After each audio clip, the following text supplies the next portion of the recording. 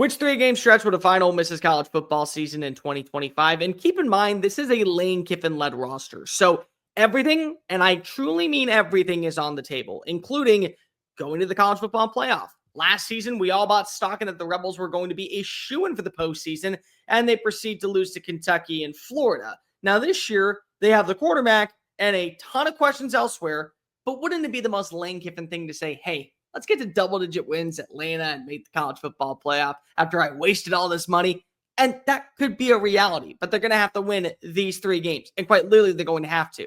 At Georgia, at Oklahoma, home against South Carolina. Let's break it all down, Rebel Nation. Welcome on into SEC Unfiltered. It's Cole Thompson here. Like the video, hit the ring notification, and of course, subscribe to the channel because we talk about your Rebels. We talk college football daily. Download the podcast version of the show wherever you get your podcast listening systems. Follow us on the socials, link in the description, and check out all of our great work found at secunfiltered.com. And as always, we're proudly fueled by our friends over at FanDuel. Go visit fanduel.com/SECU today and get started with $250 in bonus bets when you win your first $5 bet. If you're like me, you're a big believer in Austin Simmons. I've already thrown down some money on his odds to win the Heisman Trophy. Why not go over to fanduel.com/SECU? Go ahead and match that total. That's the win total for Ole Miss in 2025. And go get $250 in bonus bets when you win your first $5 bet. So again, Ole Miss's schedule from top to bottom has one or two trap games and then a 3-game stretch that they're going to define their entirety of the year.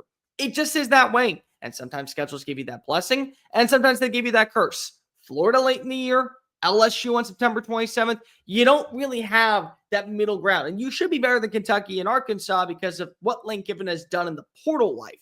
So this 3-game stretch truly will emulate what to make of this Rebels team. You go to Sanford. You go to Sanford really early in the year, October 18th. So the midway point, after you just faced off against Washington State, LSU, and Tulane. You should know what to expect in this game. It's revenge for Kirby. It is. Number one, this is a place that Georgia doesn't lose, ever. They haven't lost since 2019 at Sanford Stadium. But number two, you remember last season, this was a moment that many people thought, hey, not the old Georgia of the past, not as physical up front, not as dominant in the ground game. Certainly have some weaknesses of getting pressure on a quarterback. Oh, and it wasn't just with Jackson Dart either.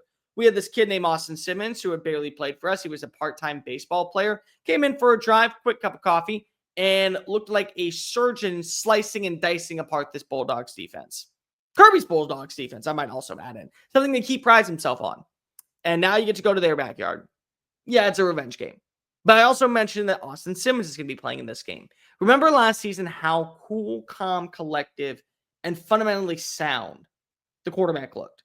Building up a rapport with Caden Lee, not afraid to step up in the pocket, deliver a 20-yard strike downfield, was certainly very confident in delivering the right play calls, and even getting the team into the end zone. And at that moment, a lot of people in Oxford, including yours truly, thought, if Austin Simmons has got to stay in this game, if Austin Simmons is going to be the quarterback for the rest of the afternoon, I'm not saying that Georgia's losing this game, but I'm saying Ole Miss has a chance. And I still believe that, which is why I put a lot of money down this year that this is going to be the quarterback that we are talking about at the season's end. People want to go ahead and bring up Arch Manning and John Mateer, and I totally understand that, but you look at the way Austin Simmons plays football, and now he's had an entire offseason to serve as QB1 with no focus on other outside noise like baseball or like competing in a quarterback battle. This is what you want to feel like that you're competitive.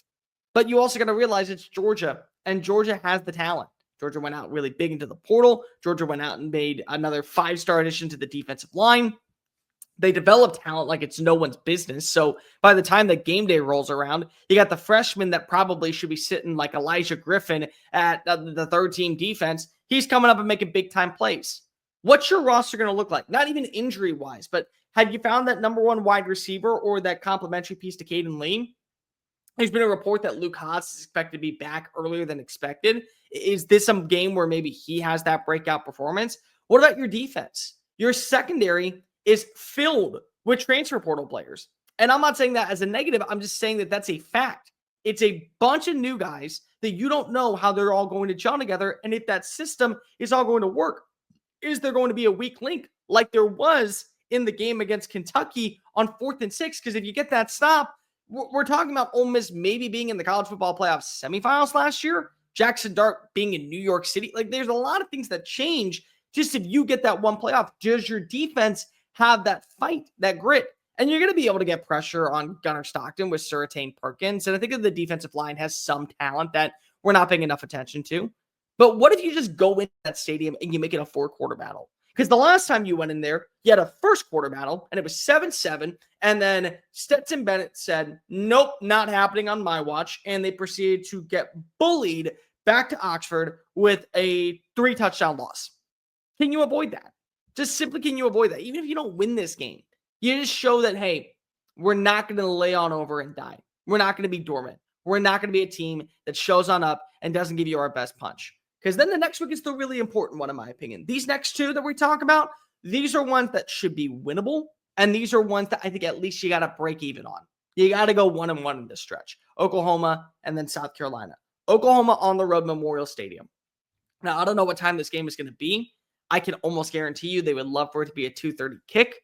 That way it's a primetime atmosphere.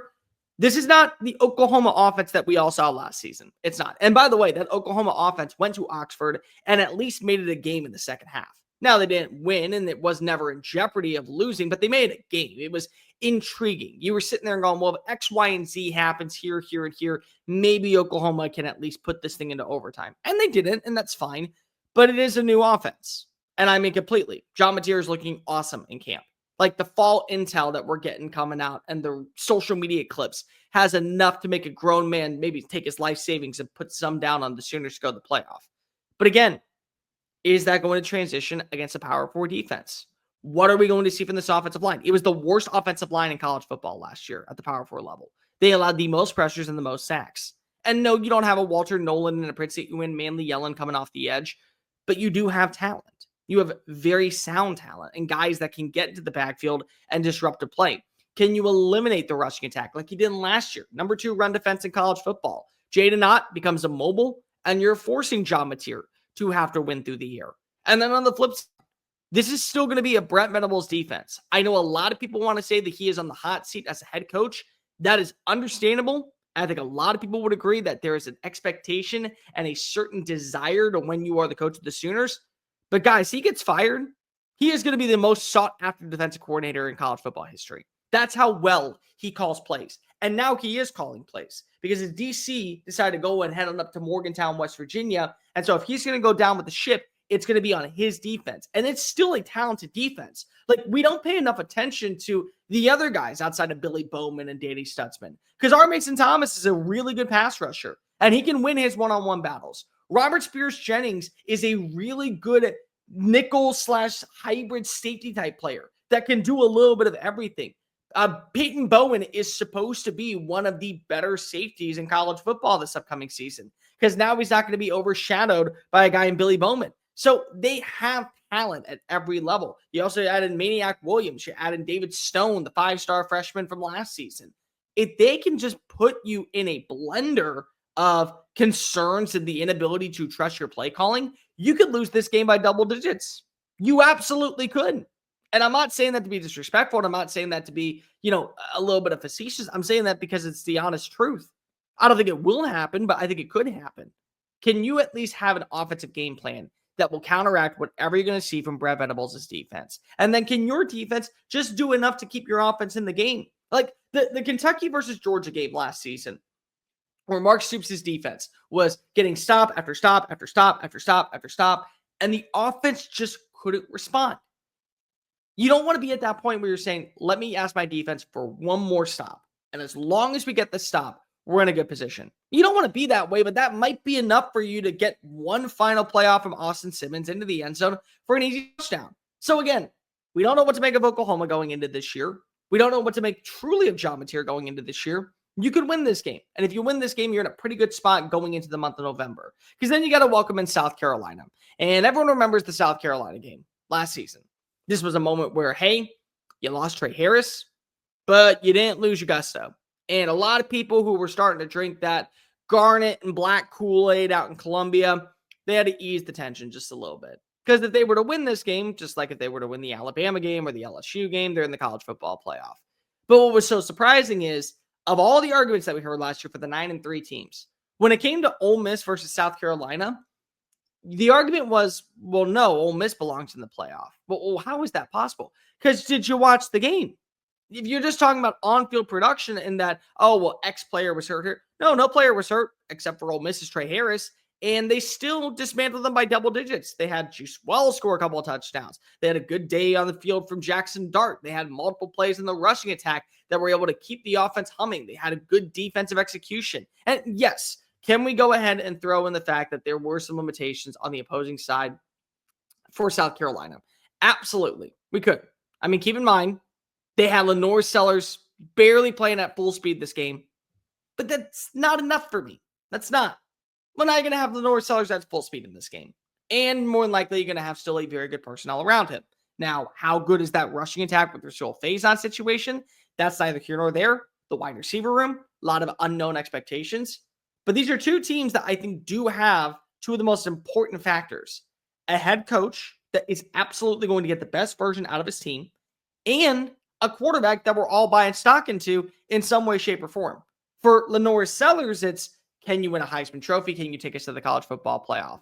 For Austin Simmons, it's, hey, can you actually be the quarterback that we envisioned when we brought you on into school? Like, that's it. And both of them, I think, could absolutely live up to the hype in this game. And it'd be back after drive after drive after drive to where the offense is humming and you're getting a couple of touchdown passes against Brandon Cisse in coverage for South Carolina. And then you're Lenore Sellers and you're winning in the open field for a 15-yard gain and that 25-yard gain. You're in the end zone. And then it comes down to that last drive. Is 13 or 16 going to have enough punch? Who's going to be the wide receiver that has the big-time game? You're talking about Traylon Way coming on in from West Virginia. Supposedly he's having a great camp right now. What about Nick Harbor for South Carolina? Can he be that number one dude after having an entire offseason to be the number one dude? And so this is a game where, again, on paper, it feels like maybe South Carolina deserves a little bit more respect because they feel like a complete roster. But it wouldn't be shocking to see Ole Miss in their backyard get an upset win. Vaught Hemingway is rocking into the night sky. And this be a moment where you go into the last several games of the regular season. You have to face off against Florida. You have to face off against the Citadel and Mississippi State. And you might end up feeling like as long as we beat Florida, there is an argument. Not an elite one, but there certainly is an argument. Georgia, Oklahoma, South Carolina. You win two of those games. I think 9-3, 10-2 is on the table. You lose two of those games, you're probably looking at 7-5, which again, there's not a lot of expectations for Ole Miss fans going into this year. But that's what kind of makes them a little bit dangerous. Let me know in the comment section down below. What are your thoughts on the three most important game stretch for Ole Miss in 2025? Like, review, hit subscribe. Make sure you're following us on social media at Mr. Cole Thompson and at SEC Unfiltered. Download the podcast version of the show and check out all of our great work found at secunfiltered.com. Until next time, folks, I am Cole Thompson. Hotty Toddy Nation. I promise you, Ole Miss football, it's only going to be on the come up. Peace.